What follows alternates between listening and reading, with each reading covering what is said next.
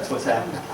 So it is an honor to be here to introduce both Captain Gary Mike Rose and Margaret Rose to our organization. They are truly friends of this organization.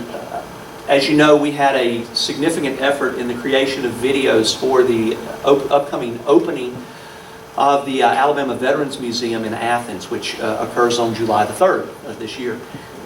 Mike Rose graciously agreed to do the opening video for the Revolutionary War section.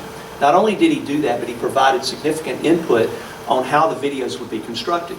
He told me, he said, look, instead of building this one gargantuan video, why don't you just build small videos and tie them together? That way you can move and shake and change them together. He called it his Lego building block structure, I think is what he referred to it as. And it worked out extremely well. There are several videos that, for all practical purposes, he even wrote. And one of them was on the heroines of the Revolutionary War. The other is on the 1st Rhode Island Regiment of Civil War. Volunteer Infantry Regiment. And I got to throw this in here, and I know this is not about me, so I want to read his citation in a minute. I have always considered myself to be fairly knowledgeable when it comes to American history. Do not start those conversations with Mike Rose. No, well, it's not that you'll never get out of it. It is that he will prove to you just how ignorant you are. I considered myself to be very knowledgeable, and he would bring up something and say, well, have you ever heard of this? It's like, no. Have you ever heard of it? No, I hadn't heard of that either. And so it is amazing how well read and how knowledgeable he is on American history. So if you want to debate him on American history, be ready. Be prepared. So I want to read to you the citation, and this is truly amazing. You should see the next video. If anybody wants to watch that next video, I'll share it with everybody after the meeting is over with. It's amazing what Mike did. So this is what was read during the ceremony where Mike received the Medal of Honor. Sergeant Gary Michael Rose distinguished himself by acts of gallantry and intrepidity at the risk of his life above and beyond the call of duty while serving as a Special Forces medic with a company-sized exploitation force, 5th Special Forces Group, 1st Special Forces, between 11 and 14 September 1970. Sergeant Rose's company was continuously engaged by a well-armed and numerically superior hostile force deep in enemy-controlled territory. Enemy B-40 rockets and mortar rounds rained down while the adversary sprayed the area with small arms and machine gun fire, wounding many and forcing everyone to seek cover. Sergeant Rose, braving the hail of bullets, sprinted 50 meters to a wounded soldier's side. He then used his own body to protect the casualty from further injury while treating his wounds. After stabilizing the casualty, Sergeant Rose carried him through the bullet-ridden combat zone to protective cover. As the enemy accelerated the attack, Sergeant Rose continuously exposed himself to intense fire as he fearlessly moved from casualty to casualty, administering life-saving aid. A B-40 rocket impacted just meters from Sergeant Rose, knocking him from his feet and injuring his head, hand, and foot. Ignoring his wounds, Sergeant Rose struggled to his feet and continued to render aid to the other injured soldiers. During an attempted medevac, Sergeant Rose again exposed himself to enemy fire as he attempted to hoist wounded personnel up to the hovering helicopter, which was unable to land due to unsuitable terrain. The medevac mission was aborted due to intense enemy fire, and the helicopter crashed a few miles away due to the enemy fire sustained during the attempted extraction. Over the next 2 days, Sergeant Rose continued to expose himself to enemy fire in order to treat the wounded, estimated to be half of the company's personnel. On September 14th, during the company's eventual helicopter extraction, the enemy launched a full-scale offensive. Sergeant Rose, after loading wounded personnel on the first set of extraction helicopters, returned to the outer perimeter under enemy fire, carrying friendly casualties and moving wounded personnel to more secure positions until they could be evacuated. He then returned to the perimeter to help repel the enemy until the final extraction helicopter arrived. As the final helicopter was loaded, the enemy began to overrun the company's position, and the helicopter's marine door gunner was shot in the neck. Sergeant Rose instantly administered critical medical treatment on board the helicopter, saving the Marine's life. The helicopter carrying Sergeant Rose crashed several hundred meters from the evacuation point, further injuring Sergeant Rose and the personnel on board. Despite his numerous wounds from the past 3 days, Sergeant Rose continued, this was after the helicopter crash now, despite his numerous wounds from the past 3 days, Sergeant Rose continued to pull and carry unconscious and wounded personnel out of the burning wreckage and continued to administer aid to the wounded until another extraction helicopter arrived. Sergeant Rose's extraordinary heroism and selflessness above and beyond the call of duty were critical to saving numerous lives over that 4-day time period. His actions are in keeping with the highest traditions of military service and reflect great credit upon himself, the 1st Special Forces, and the United States Army. Ladies and gentlemen and compatriots, I would like to introduce you to Captain Gary Mike Rose.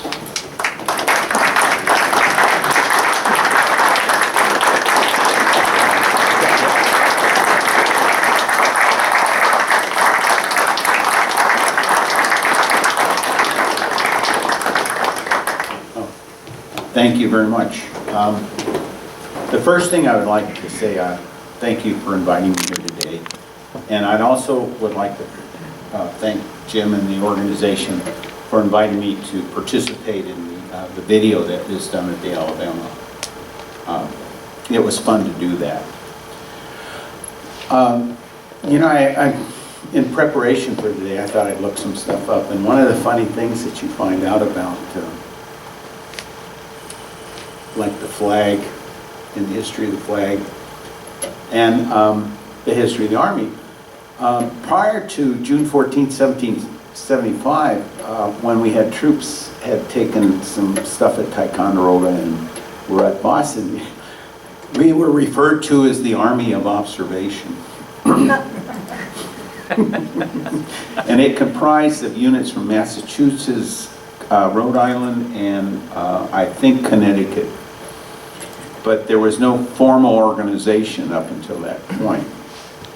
And one of the things I found out about the flag was Washington was, he wanted a symbol to distinguish between the British and the Americans. And up until then, most of what was being displayed was regimental colors from the various colonies. And if you're familiar with that period of time, you know, there was no electronics available to armies at that time. And the flag and the unit colors were part of the command and control. And as long as I, as an infantryman or an artilleryman or whatever, I kept seeing that guidon or that flag, I knew where I was. I knew where I could, where I'm supposed to be. If that thing went down, I'm not sure what's going on. Is my commander dead or whatever?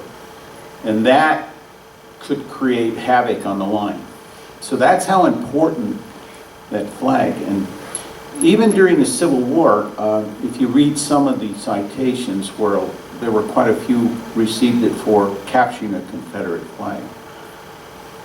Those of you who are familiar with warfare, for a man to cross an open field under tremendous fire from cannon, which at that time was direct fire, rifle balls the size of your thumb, go into the Confederate line and take that flag away from that Confederate soldier that was holding that flag. That did two things. It caused that Confederate unit to lose command and control. But the insanity of the chaos that man had to go through to get there was just an incredible display of courage. And so when you look back about how important that flag is to this, not just to the country, not just to the Army as a whole, but right down to that battalion that fights today. To show you how important it is in the tradition of the military, the 5th Field Artillery today has an A battery, headquarters and service battery, like all artillery units. But they have an A battery, a B battery, and a D battery. And they say, why don't they have a C battery instead of a D battery?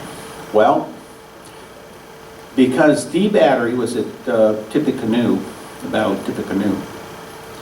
And they fought all day long And when the battle was over and when they came upon the unit, every single man in that unit was laying dead at their guns, and their guidon was still flying. And so was the U.S. colors. And so President Madison declared that the Sea Battery, 5th Field Artillery, would always be on active duty. In fact, I have since learned that if anybody who dies on active duty is never discharged, they are perpetually on active duty. Because they defended that flag. And out of respect, we don't discharge them. Even to this day, every year on the date of that battle, they muster the 1st, the 5th Field Artillery, and they call out the names of the men who were enrolled in Sea Battery, 5th Battery. And somebody will say, "Here, sir, killed in action. Here, sir, killed in action." And that is how significant and how misty-eyed I get when I see that flag. And that flag is flown in a lot of places, and men have fought and died in a lot of places they couldn't even pronounce the name of the place they were at. But yet there was somebody there that needed help, and that flag came. If we look at the 250 years of this country, yeah, we've got some things that were not so great. We all know that. We have our faults. But what's important of that symbol of that flag is every generation has looked at those faults and has chipped away at them and tried to make amends, tried to fix that. And that's another thing with that symbol. Oh, it's over here. That's another thing why I think that flag is so important. And let me tell you, I firmly believe that if that flag goes down permanently, then freedom, and democracy, and right, justice will die on this planet. That's how firmly I believe what that symbol is. It may be a piece of cloth or something printed on a piece of paper, but that thing is not just a piece of cloth.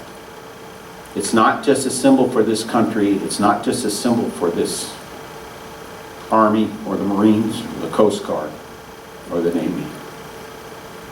I have a very good friend, Woody Williams. He's the last surviving World War II Medal of Honor recipient. And he was a young man on a black beach on a place called Iwo Jima. And when they put up 2 flags. The first one was too small, and so they wanted a flag big enough so everybody could see it.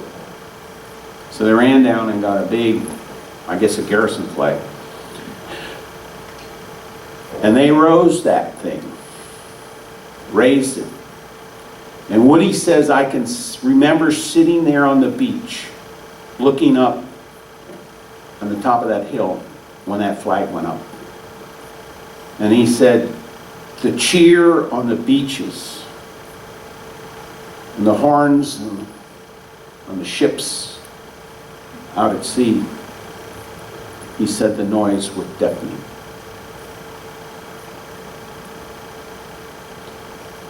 And to those Marines on that day, that was the command and control that said, we've taken the hill, let's finish the job and go home. And that's how important I firmly believe that this flag is to me, and it should be for every single person who is either born here or comes here. My personal opinion is if anybody comes to this country and adheres to the principles in the Declaration of Independence and our Constitution and our laws, then they're just as a great American as anybody else. And that's their symbol, and it always will be. And what's interesting, I tried to find out the connection of why, why Flag Day? And then I realized that it was because they just coincidentally, Congress, in their wisdom, I suspect that in 1777, when they picked June 4th to pass the law about this flag, they probably wasn't a person that had a clue about the fact it was also the Army's birthday. But that's just Mike Rose speaking. But it took President Wilson in 1916 to formalize that June 4th would be our Flag Day. And when you consider how important that flag has been up until 1916, you would have thought we'd have done something sooner, but sometimes good ideas don't appear until late in the game. And I can't speak well enough about what that flag is. You talk to people that have immigrated to this country, and they talk about that flag and what it means to them, and you'll see tears come down their face. And that flag's important to the world. I believe it is. I think it was God's gift to the world.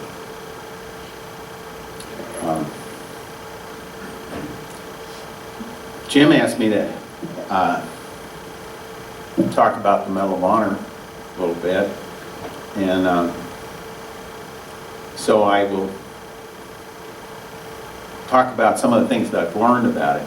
First off, I can honestly tell you that all the things that was described in that award of mine, I don't remember. In fact, you talk to most of the Medal of Honor recipients, the only reason they know what they did is because somebody else told them they did it, because they don't remember it, because you're so focused on what you're doing. So that's an interesting aspect. And most of us will tell you that we're overly awarded or recognized for what we did. And I can honestly tell you that if I had not done what I did on those 4 days, I would have failed myself, the guys in my company, Special Forces in the Army, and the flag. One of the interesting things about the Medal of Honor is that it's not the Congressional Medal of Honor, because on the back of this thing it says, from the Congress to, and then it'll state your rank, and which is an interesting thing. They put on the back of this the rank you held at the time of the action. You could have been a private, and then later on you're a general, it would still say private. It's just the tradition, I guess. What's interesting is the renditions that this thing has gone through over the years. There's several versions of it. The first version actually was the Navy had it. And the only difference between the Navy at the time and the Army was that the Army put an eagle there and the Navy had an anchor. And it's today there are 3 of them. I don't know if you are aware of that. There's the Army Medal of Honor. There's the Naval Medal of Honor, which the Marines, the Coast Guard, and the Navy, of course, receive, and then the Air Force has one. Interesting, the Coast Guard is authorized to create their own Medal of Honor if they so choose to, but they've never chosen to. And one of the interesting things about the one person, Coast Guardman, who has received the Medal of Honor is he received it by saving the lives of a whole bunch of Marines. So, and that's another thing, we talk about when we get together is there's most of us we talk about the things that we're doing. Most, in fact, except for the ones that have gotten so old that they can't really do much anymore, they can't even travel in some respect. They're all involved in some kind of thing. My thing is education, which includes character development, the teaching of American history, doing what I can to push to make sure that schools are doing some common sense things like teaching people how to read, mathematics, history, English literature, American literature. And the reason we push for those things is because you need those skills. But if we don't teach our kids the history, which goes along with that flag, and what people have done in the Army, the Marines, and the Navy, the Coast Guard, we're going to lose our culture. And what is our culture? Well, you name it. I have to laugh when I hear terms like a cultural appropriation.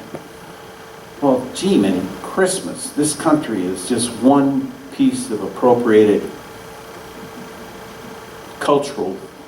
We see something that is good and fun and enjoyable, we start doing it. You know, the different kinds of food, the different activities we have.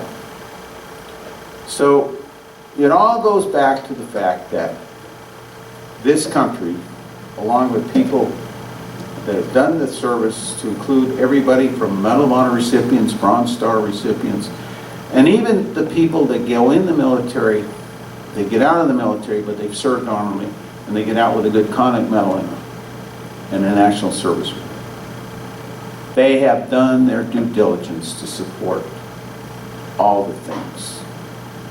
Now, getting back to the Medal of Honor, why somebody gets a Medal of Honor and somebody doesn't. If you read I've read some Silver Star citations, and I've wondered, why isn't that a Medal of Honor?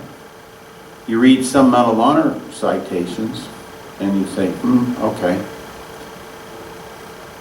But there's only been 3,409 of them. 16 of those have gone to 2 people. 16 have been awarded twice to 16 people. That'll never happen again. Because once you receive the Medal of Honor, in fact, one of the current, he just retired, and he primarily retired as a Master Chief in the Navy. He was a SEAL, because once he was designated to get the Medal of Honor, you're done. You can't do what you're there for. They won't let you. They don't want you in harm's way. They have you go to more things than you really want to go to, for, you know, publicizing the Navy or the Army or whatever. So very few people really remain on active duty that receive the medal historically. Some have gone on to become generals, but that's very few. So they say since 1862 there's been approximately 50 million people have served in the military. And if you figure that means there's about 3,991 individuals have received the Medal of Honor. And if you divide 50-some million into that number, you do the math, and it's not a very readily available or issued medal. It literally takes an act of Congress. And if you even look at the time frame from the action to when the medal was received, from the Civil War, it took between 20 and 30 years to receive the medal. They were issuing a preponderance of them came out in the 1880s and 1890s. And up until really after World War II, general officers gave the medal out. It wasn't a big thing per se, as it is today. And unfortunately, there's only 47 of us alive. And one of the reasons for it is there have been 9 Medal of Honors received in Iraq. 8 of them have been posthumously. There's been 17 in Afghanistan, I believe. 12 of them have been posthumous. So they say the average mortality rate on this medal is about 75%. So it's not something you want to strive for. In fact, if you're in a unit and somebody's striving to get this thing, I would suggest you request a transfer. You know, and one of the fun things I have with this medal, it's given me a lot of opportunities I don't area. One of them is it gives me the chance to go out and talk to kids. And you would not believe the questions you get. And Margaret can tell you this, I've told her this, because it makes me laugh to this day. We were, 2 years ago, we were at a school, 4th and 5th graders, at a school outside of Annapolis, Maryland.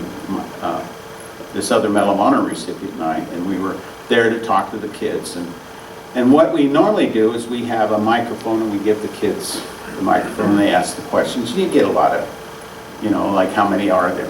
But every now and then a kid will ask you something. So the principal finally said, well, we have one last question, and I looked at the other guy I was with, and he said, you can take it. I said, okay. So they handed it to this little boy. He's about, I think he was 5th grader. And I knew he had a serious question in his mind, because he's dead serious. He looked straight at me. And he's got this microphone like this, you know. And he says, you know, sir, I have an ancestor that was in the Vietnam War. Well, that ended my thought process. And I looked at my friend and he said, well, I don't know what you're going to do with that. And then he goes on to ask his question. And to this day, I don't remember what his question is, because when he said that, because I'm thinking ancestor. You know, somebody's been dead for 300 years. Had been with George Washington. And so you get a lot of interesting questions, and you get a lot of opportunities. Some of the opportunities have been fun for me. Like I had the opportunity to go to the All-Star game with the Major League Baseball. My son and I will be going to the Super Bowl in February together. So there's a lot of things that this medal has afforded me. But what it has done also is allowed to talk to organizations like this, talk to you about whatever you are doing, thank you. I really, honestly, down in my bottom heart, I don't care what organization you're in, if you're doing something like this organization is doing, you're doing a yeoman's job in trying to preserve this country, and for that I thank you. Now, I'd like to end on one thing. I believe, I don't know if there's any Gold Star family members here. Margaret, you can stand up because we're a Gold Star family. We lost our son-in-law. I think we need to give these ladies a round of applause.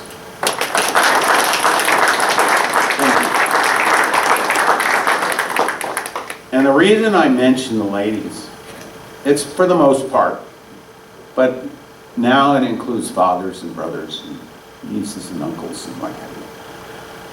But these are the ladies, in my day at least. We go off to wherever we're going off to. And they're the ones that stay behind with the kids and the measles. Getting the kids' homework done, the long hours. They're up before the kids get up. They go to bed after the kids. They're making sure there's breakfast and there's making sure they get to the doctors. And I can remember one time I was gone about 2 months. We had 2 cars at the time, an old beat-up wagon that I drove, and Margaret had her car, and then a friend of mine was going 6 Rob Rowe, had gone TDY for someplace and asked me to take his car and keep it at my house. Margaret calls me up on the phone and says, I've got 3 cars and not one of them works. And that's the kind of things day after day, or the plumbing doesn't work, or the hot water heater goes off. I mean, it just seems like what she did for, some 17 years while she was married to me in the service, that every time I would leave, something would break that created an extra thing for her. And so when we talk about family members of military and veterans, they also need our thanks. Because in their way, they're keeping the fires at home burning. They're keeping the house They're making sure that the children that they're responsible for are getting what they need on a daily basis. So I want to thank all of you, spouses, daughters, sons, that have had a father that got deployed, or in this day and age, a mother. Thank you for what you're doing as staying home and keeping the thing running smoothly. And that, going back, and I'll end with this, it goes back to that. They are serving just as much as that soldier in the field. And I can tell you honestly that I could not have served in the Army without Margaret. You couldn't have done it. And even after service, I don't think I would be in the state that I am, as good a shape in all manners of thinking without her. So, thank you, Margaret.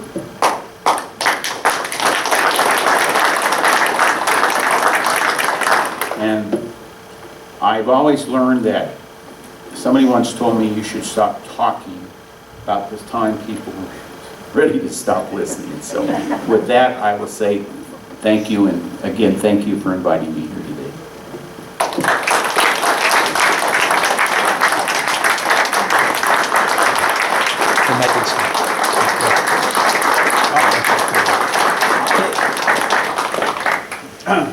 Jim said there might be some questions. I'm willing to answer any questions. Can I go first? Sure. You and the blue coat. Yeah, that's right. So you told me a story one time about a fight between two planes, and the soldier chose not to shoot down an American plane that was completely disabled. And you told me that recently, and maybe in the 90s, that all of the offspring of the people that were on that plane showed up in a gymnasium when that person that decided not to shoot that American plane down, they invited that person in. He got to see a stadium or a coliseum or a gymnasium full of people that were offspring, and none of those people would have existed.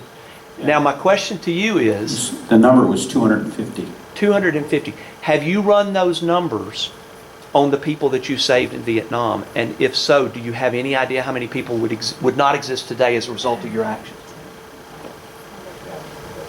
I'm sorry? I don't know. That's something I never thought to take, but I can tell you this much. And I think everybody should have at least one thing in their life that they can point to with pride quietly as the years roll by. Margaret just reminded me of something. That Marine that I aided on that, what he didn't tell you was we were in the process of crashing.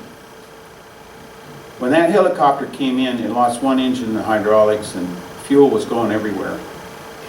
He got up to 4,500 feet, and the reason we know, because we have the radio communication between that pilot, Don Penske, and Covey talking, and he's talking like he's ordering pizza at McDonald's.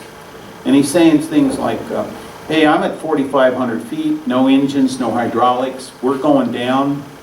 I'm going to try to put this down someplace so maybe some of us will get out. Because normally when you crash like that with fuel going everywhere in hydraulic, it usually explodes. Well, he found a place on a river to put it down in. That Marine was hit with a 12.5 round, which is a 50 caliber. It's about like that, from my finger up. Went through just below his right ear and came out below his left ear. So there was a Marine, always a Marine, that was controlling, and he was on the ship with us, right? This Marine officer is a captain. He looked like he was getting ready for a recruiting poster shoot or something. I mean, you know, the starch fatigues, the spit shine boots, not a hair on the plate.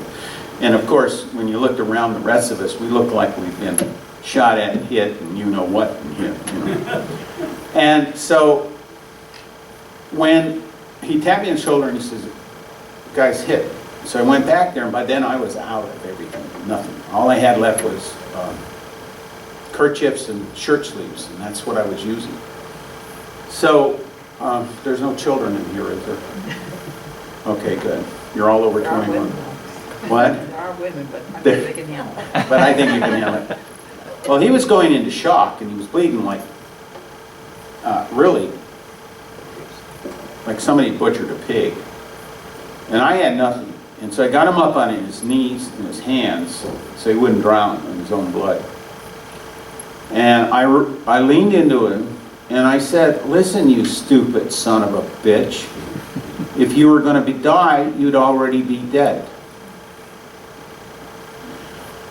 And when I got called to go back, we were already on the way down to the ground. We were crashing.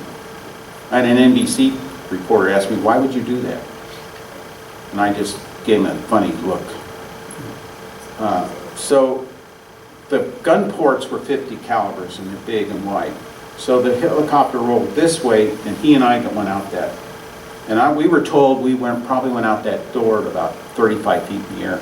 We hit the beach and I can't tell you if that helicopter was 5 feet from me or 20. All I remember was that thing coming at me.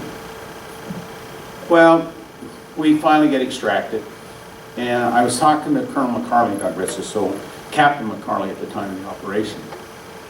And funny, a sergeant major and a captain and a later colonel and a buck sergeant remained friends for the next 50 years. Battle will do that to you. So I asked him, I said, "You know, did you ever hear anything about that Marine?" He said, "Well, you know, Mike," he said, "I saw him about 7 years later. I was up at Quantico and he was there, he was still in the service." And he said, "Mike, he has 2 scars about the size of a $50 on below both feet." So when I went to get the medal, I asked the Army if they would find Mr. Stevens. I'd like him to be at the medal ceremony, you know, because I really took a lot of pride in the fact that I knew he was alive. Well, the Army came back to me and they said, "Well, sorry, Mr. Rose, Captain Rose, we found him in Florida, and we found his grave." But that colonel looked at me and said, "But I think you'd be interested in the dates on the Tuesday." I can't remember his birth date, and I don't remember the month or the day, but I do remember the year in which he died, 2012. He died a grandfather with about, I've been told, about 8 grandchildren. And all of that happened after he returned from me. So, one act of kindness is incredible of what the long-term decades that follow from that one simple act can do. And I really take pride in the fact that I can go to my grave knowing that at least one person, I did something one day that caused him to live another 40-some years. And that's what he's referring to. Are any other questions, somebody wants? Yes, sir. Mike, you've really blessed us today, and thank you for coming. For those of us who are older, and you've seen life and death up close, what advice would you give us all about how we finish and finish well? This is what I take. I think every day after September 14, 1970 has been gravy for me. I think if you get up in the morning and I know for some of us, it's a conscious effort to kick the feet out of the bed and maneuver, I guess is the word I would use, to get cleaned up for the day.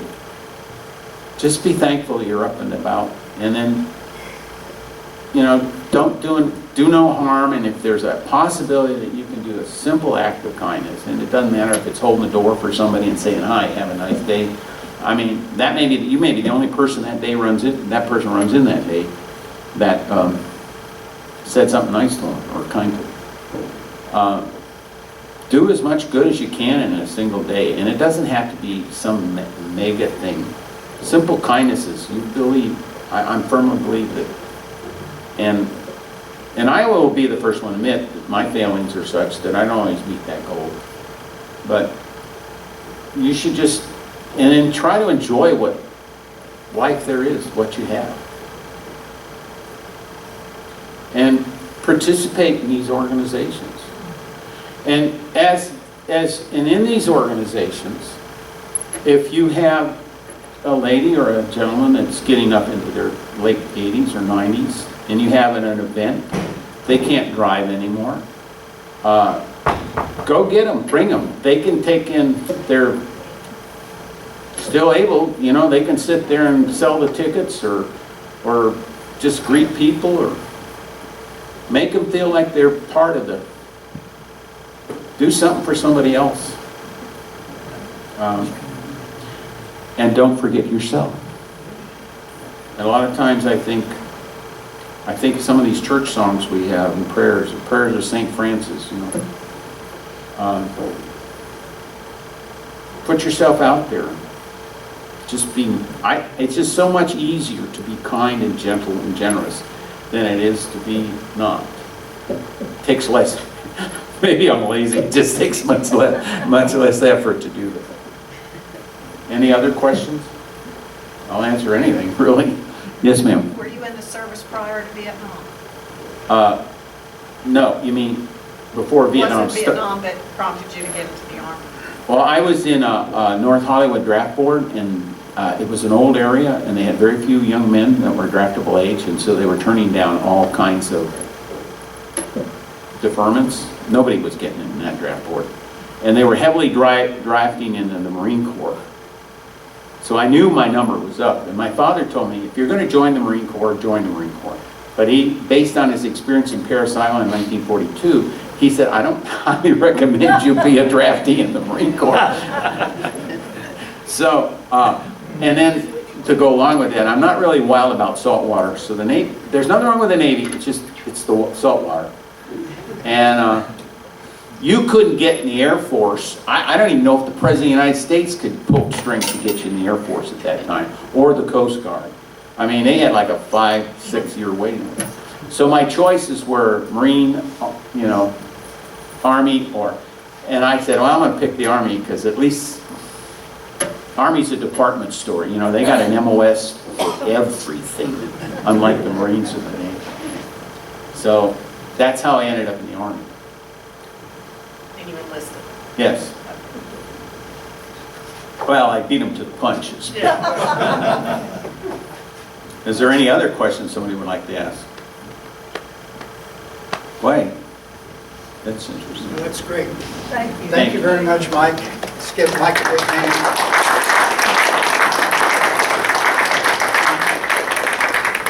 I'd like to present you with this certificate of distinguished service. And Jim, come up.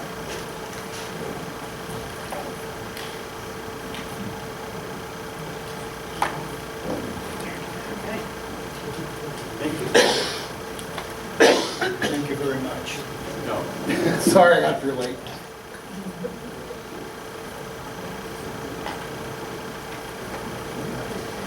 I have one more thing, but I want to give it to Mark.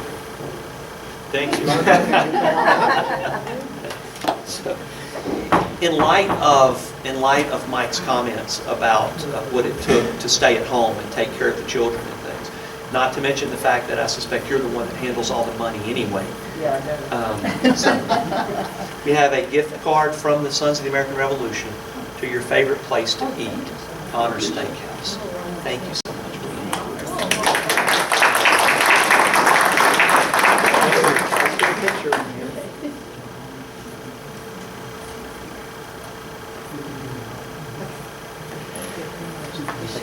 I have, also, I've got some videos of when he received the Medal of Honor, as well as an interview that was done with him. If anybody wants to stay after our meeting, you're welcome to do that.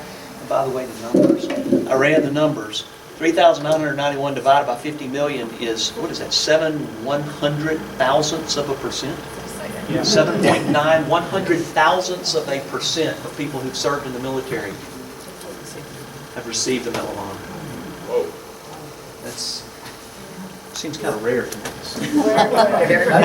That's pretty special. Okay, let's